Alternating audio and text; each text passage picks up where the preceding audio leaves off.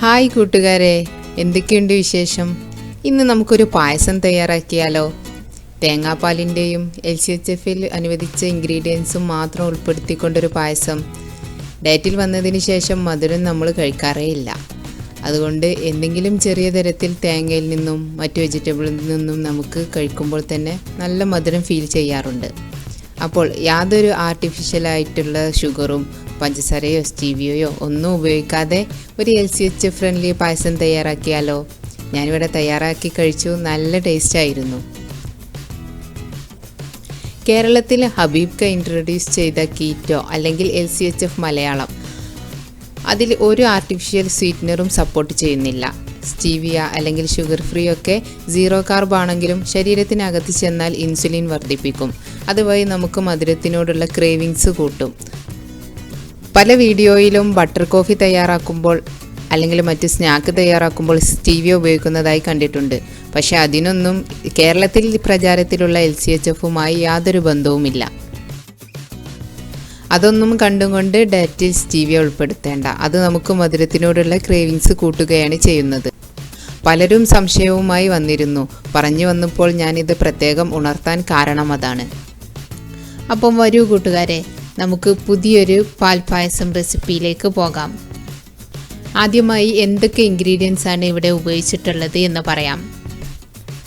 ഞാനിവിടെ ഇളയ ചുരക്ക എടുത്തിട്ടുണ്ട്. കുരുവൊന്നും ആകാത്ത ഇളയതാണിത്. പിന്നെ ക്യാരറ്റാണ് എടുത്തിട്ടുള്ളത്. ക്യാരറ്റ് കണ്ട് നിങ്ങൾ തെറ്റിദ്ധരിക്കരുത്. ഒരാൾക്ക് ഒരു ദിവസം 3 സ്പൂൺ വരെ ക്യാരറ്റ് ഉപയോഗിക്കാം, അതും വല്ലപ്പോഴുമൊക്കെ. ഞാനിവിടെ 3 പേർക്ക് വേണ്ടിയാണ് ഈ പായസം തയ്യാറാക്കുന്നത്. അപ്പോൾ 3 പേർക്കും 3 സ്പൂൺ വീതം വെച്ച് എടുത്തിട്ടുണ്ട്. സവാളയും ക്യാരറ്റും LCHFൽ അത്ര പ്രോത്സാഹിപ്പിക്കപ്പെടുന്നില്ല. എന്നാൽ ഒഴിച്ചുകൂടാനാവാത്ത സാഹചര്യത്തിൽ 3 സ്പൂൺ വരെ ഉപയോഗിക്കാം. പിന്നെ വേണ്ടത് തേങ്ങയാണ്. ഞാൻ 2 കപ്പ് തേങ്ങ എടുത്തിട്ടുണ്ട്. ഇത് 1-ാം പാലും 2-ാം പാലും വേറെ വേറെ തയ്യാറാക്കണം. 1-ാം പാല് നല്ല കട്ടിയിൽ പിഴിഞ്ഞെടുക്കണം. 2-ാം പാല് പിന്നെ 2 കപ്പ് മതി, അത്രയും പിഴിഞ്ഞെടുക്കണം. പിന്നെ വേണ്ടത് ബദാമാണ്. ബദാം നമ്മൾ കുതിർത്ത് വെച്ചിട്ട് അരച്ചെടുക്കണം. ബദാം കിട്ടാൻ ബുദ്ധിമുട്ടുള്ളവർക്ക് തേങ്ങ മാത്രം ഉപയോഗിച്ചാൽ മതി. തേങ്ങ കിട്ടാൻ ബുദ്ധിമുട്ടുള്ളവർക്ക് ബദാം മാത്രം ഉപയോഗിക്കാം. ഒരു ദിവസം ഒരാൾക്ക് മാക്സിമം 100 ഗ്രാം വരെ ബദാം ഉപയോഗിക്കാം. 3 മുതൽ 4 കപ്പ് വരെ നമുക്ക് പാല് വേണം. അത് തേങ്ങയിൽ നിന്നും ബദാമിൽ നിന്നും നിങ്ങൾക്ക് സൗകര്യം പോലെ എടുക്കാം. ഞാനിവിടെ തേങ്ങയിൽ നിന്ന് 2 കപ്പോളം പാലെടുത്തു. പിന്നെ അല്പം തേങ്ങാപ്പാലിൽ തന്നെയാണ് ബദാം അരച്ചെടുത്തത്. ബദാം അരച്ചെടുക്കുമ്പോൾ വെള്ളത്തിൽ അരച്ചെടുത്താലും മതി. ഞാൻ ആദ്യം കട്ട് ചെയ്തെടുത്തിട്ടുള്ള ചുരക്കയെയും ക്യാരറ്റിനെയും ഒന്ന് പൊടിച്ചെടുക്കുന്നുണ്ട്. ഒരു ചോപ്പറിൽ വെച്ചാണ് പൊടിച്ചെടുക്കുന്നത്. നിങ്ങളുടെ കയ്യിൽ ചോപ്പർ ഇല്ല എന്നുണ്ടെങ്കിൽ ഇത് കുക്കറിൽ വേവിച്ചെടുത്ത ശേഷം നന്നായിട്ട് തവി കൊണ്ട് ഉടച്ചെടുത്താൽ മതി. ഞാൻ ആദ്യം ചുരക്ക പൊടിച്ചെടുക്കുകയാണ്.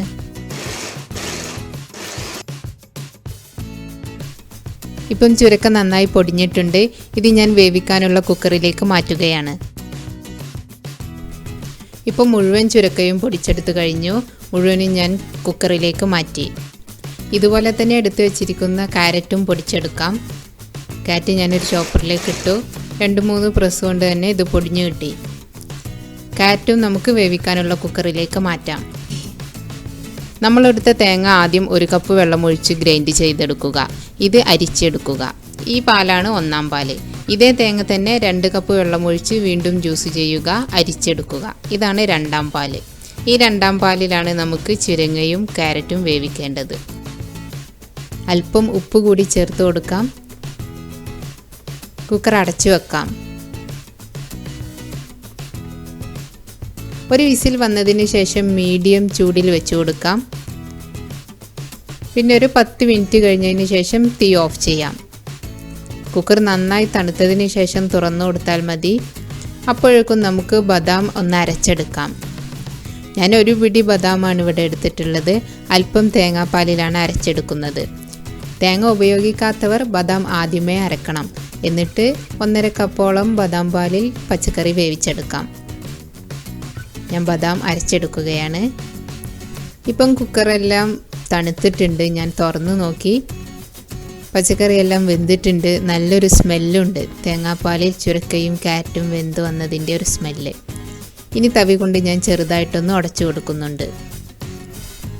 പൊടിച്ചെടുത്തിട്ട് വേവിച്ചതായതുകൊണ്ട് ഉടക്കണമെന്നും നിർബന്ധമൊന്നുമില്ല. എന്നാലും ഞാനൊന്നൊരു യോജിപ്പിന് വേണ്ടിയിട്ട് തവി കൊണ്ടൊന്ന് ഉടക്കുകയാണ്. ഇനി ഞാനിതൊന്ന് തിളപ്പിക്കുന്നുണ്ട്.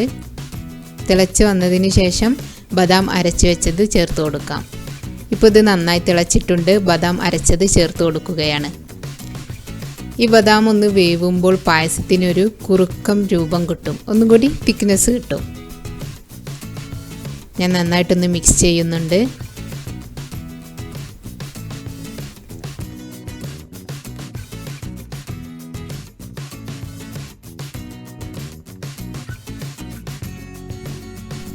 മീഡിയം ഫ്ലെയിമിൽ ചെറുതായിട്ടൊന്ന് വെന്ത് വന്നിട്ടുണ്ട്.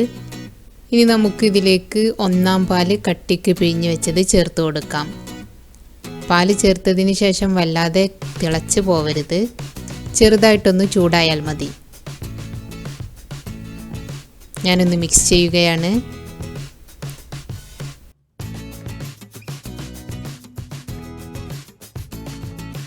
ചെറുതായി ഒന്ന് ചൂടായി വരുന്നുണ്ട്. നമുക്ക് ഏലക്കായപ്പൊടി ചേർത്ത് കൊടുക്കാം.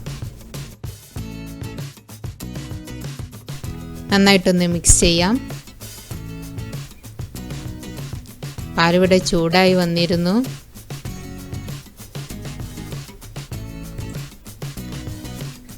ഇനി നമുക്ക് തീ ഓഫ് ചെയ്യാം. ഇനി ഇതിന് മുകളിലേക്ക് 1 ടേബിൾ സ്പൂൺ നെയ്യ് ഒഴിച്ചു കൊടുക്കണം.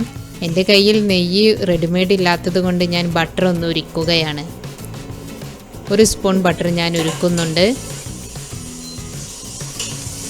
വെരി ലോ ഫ്ലെയിമിൽ വെച്ചിട്ട് ഉരുക്കണം, അല്ലെങ്കിൽ ബേണായി പോകും. കരിഞ്ഞു പോയാൽ ബട്ടറിൻ്റെ രുചിയും മണവും മാറും. അതുകൊണ്ട് കരിയാതെ വേണം ചെറിയ തീയിൽ ഉരുക്കിയെടുക്കാൻ. ബട്ടർ ഉരുക്കി കഴിഞ്ഞു. ഇനി ഞാൻ അധികം ചൂടാക്കുന്നില്ല. ഇപ്പോൾ ഒരു മഞ്ഞ നിറത്തിലുള്ള നെയ്യ് ഇവിടെ റെഡി ആയിട്ടുണ്ട്. ഇനിയും ചൂടാക്കിയാൽ നെയ്യ് കരിഞ്ഞു പോകും, നിറവും മാറും.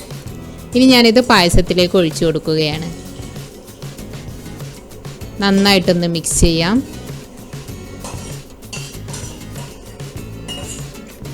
മിക്സ് ചെയ്ത ശേഷം നമുക്ക് അടച്ചു വെക്കാം. പിന്നെ കഴിക്കാൻ നേരം ഒന്ന് ഇളക്കിയതിന് ശേഷം വിളമ്പിയാൽ മതി. ചെറു ചൂടോടുകൂടി തന്നെയാണ് ഇത് കഴിക്കാൻ ടേസ്റ്റ്. നമ്മുടെ പായസം ഇവിടെ റെഡി ആയിട്ടുണ്ട്. ഞാനൊരു സെർവിങ് ബൗളിലേക്ക് മാറ്റുകയാണ്. ബദാം വെന്തതിൻ്റെയും തേങ്ങയുടെ 1/4 പാലിൻ്റെയും നെയ്യിൻ്റെയും ഒരു റിച്ച് ടേസ്റ്റ് ആയിരുന്നു ഈ പായസം കഴിച്ചപ്പോൾ. ക്യാരറ്റിലും ഈ 2 പാലിലുമുള്ള ഒരു ചെറു മധുരവും നല്ല ടേസ്റ്റ് ആയിരുന്നു കഴിക്കാൻ. ഇനി ഞാൻ പറയുന്നത് ഗർഭിണികൾക്കും പാൽ കൊടുക്കുന്ന അമ്മമാർക്കും വേണ്ടിയുള്ളൊരു പ്രത്യേക ടിപ്പാണ്. നിങ്ങൾക്ക് ഡയറ്റിൽ തേങ്ങയും തേങ്ങാപ്പാലും ധാരാളമായി ഉപയോഗിക്കണം.